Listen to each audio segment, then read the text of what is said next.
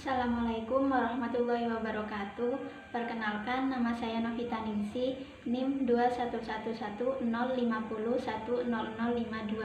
Prodi Perbankan Syariah 2, Fakultas Ekonomi dan Bisnis Islam. Baik, di sini saya akan menjelaskan tentang materi hawalah. Al-hiwalah secara bahasa artinya al-intikol atau pindah, sedangkan secara istilah al-hiwalah menurut ulama An-Nafiyah artinya memindah atau al-naqlu, penuntutan atau penagihan dari tanggungan pihak yang berhutang. Hiwalah merupakan pengalihan hutang dari seseorang yang berhutang kepada orang lain dan orang lain tersebutlah yang wajib menanggungnya. Yang dimaksud dalam penjelasan tersebut yaitu seseorang yang memiliki hutang dan memindahkan hutangnya kepada orang lain, yaitu disebut sebagai muhil. Orang yang memiliki hutang dan menerima hiwalah atas muhil disebut muhal. Sedangkan orang yang berkewajiban membayar hutang atau dilimpahi hutang oleh muhil disebut muhal alaih. Jadi hiwalah ini merupakan pengalihan hutang, baik berupa hak untuk mengalihkan pembayaran atau kewajiban untuk mendapatkan pembayaran hutang dari orang lain disertai rasa percaya dan kesepakatan bersama. Selanjutnya, dasar hukum hawalah.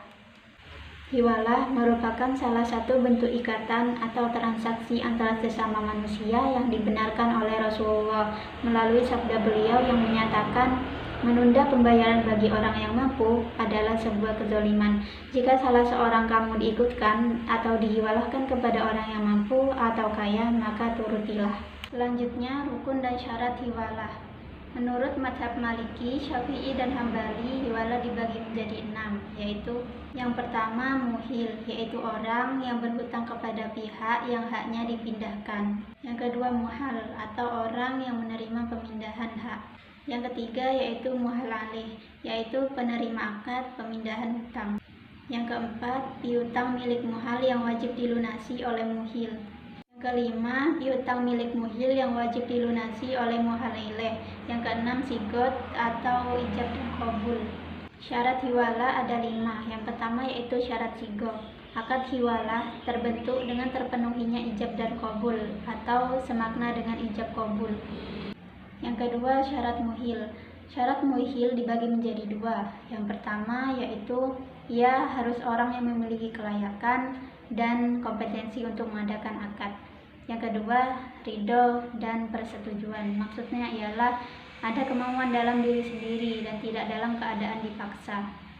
Yang ketiga, syarat muhal. Ada 3 syarat yang harus terpenuhi dalam kaitannya pihak muhal, yaitu yang pertama yaitu ia harus memiliki kelayakan dan kompetensi untuk mengadakan akad, sama dengan syarat pihak pertama muhil, yaitu harus berakal karena qabul.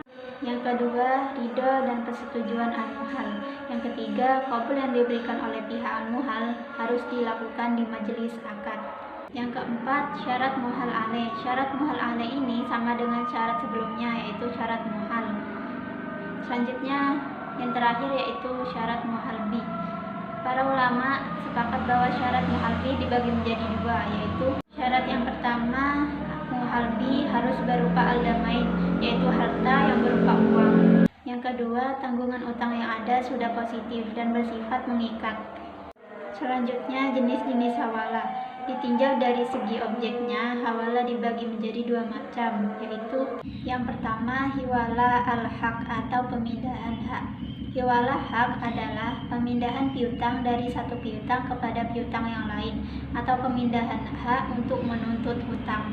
Yang kedua, hiwalah ad-dain, yaitu pemindahan hutang kepada orang lain yang mempunyai hutang kepadanya. Selanjutnya, hawalah dalam perbankan syariah. Kontra hawalah dalam perbankan syariah biasanya diterapkan dalam hal-hal berikut. Yang pertama, faktoring atau anjak piutang, di mana para nasabah yang memiliki piutang kepada pihak ketiga yang memindahkan piutang tersebut kepada bank. Yang kedua, post-dated check, di mana bank bertindak sebagai juru tagih tanpa membayar dulu piutang tersebut. Yang ketiga yaitu bill discounting, yang serupa dengan hiwalah. Hanya saja dalam bill discounting, nasabah harus membayar free, sedangkan free tidak termasuk dalam kontrak hiwalah. Sekian dari saya, kurang lebihnya mohon maaf. Wassalamualaikum warahmatullahi wabarakatuh.